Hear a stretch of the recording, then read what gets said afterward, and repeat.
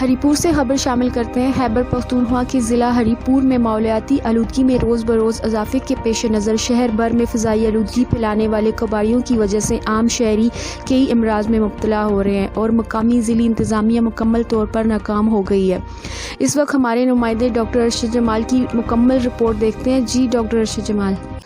جی بالکل، ہریپور شہری آبادیوں کے اندر لاتعداد کباڑیوں نے عام شہریوں کی زندگی کو اجیرن کر رکھا ہے اور مقامی آبادیوں کے باعث شدید سراپا احتجاج ہیں۔ سروے رپورٹ کے مطابق ہریپور شہر کے اندر کباڑیوں نے پلاسٹک جلا کر فضائی آلودگی، گندگی، بدبو پھیلا کر متعدد موذی امراض، کینسر، جلدی امراض، دمہ، ہارٹ اٹیک، امراض گلا اور میلے کے علاوہ پھیپھڑوں کے سرطان میں روز بروز اضافہ ہو رہا ہے۔ اہلیان علاقہ کے نمائندوں سے گفتگو کرتے ہوئے کہا کہ متعدد درخواستیں ڈپٹی کمشنر کو دی ہیں، متعدد بار ایڈیشنل اسسٹنٹ کمشنر کو بذریعہ ٹیلی فون باور کروایا گیا مگر کوئی عمل درآمد نہ ہوا۔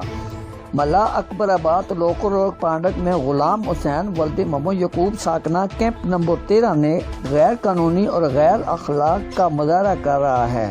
اہلیان علاقہ حاجی غلام جان، سابق تحصیل ممبر شکیل خان ترین، عبدالحمید خان، چودھری محمد الیاس اور دیگر اہلیان محلہ نے کہا کہ محکمہ ماحولیات، مقامی ضلعی انتظامیہ، ہلال فوڈ ڈپارٹمنٹ، ہیومن رائٹس کے ادارے اور وزیر اعلیٰ خیبر پختونخوا محمود خان فوری طور پر کارروائی کر کے غیر ذمہ محکمہ جات کے خلاف کارروائی عمل میں لائی جائے اور ہریپور شہری آبادیوں کے اندر موجود افغان کباڑیوں کو شہر سے کچرے سمیت بے دخل کیا جائے، فضائی آلودگی پھیلانے کے خلاف کارروائی کی جائے۔ اہلیان ہریپور شہر نے یہ بھی انکشاف کیا ہے کہ چوریوں ڈکیتیوں میں چوری شدہ مال مسروقہ ان کباڑیوں کو فروخت کر دیا جاتا ہے۔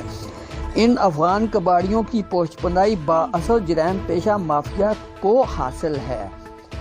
کباڑ خانوں کے ارد گرد لاتعداد کم سن بچوں کے پرائیویٹ سکولز بھی موجود ہیں۔ کباڑ خانوں سے نکلنے والے دھواں اور بدبو اور غلاظت کی وجہ سے لاکھوں بچوں کی زندگیوں کو تباہی کے دانے پر پہنچایا جا رہا ہے۔ عوامی، سماجی اور سیاسی حلقوں نے مقامی ضلعی انتظامیہ کی خاموشی کو ایک سوالیہ نشان رکھا ہے۔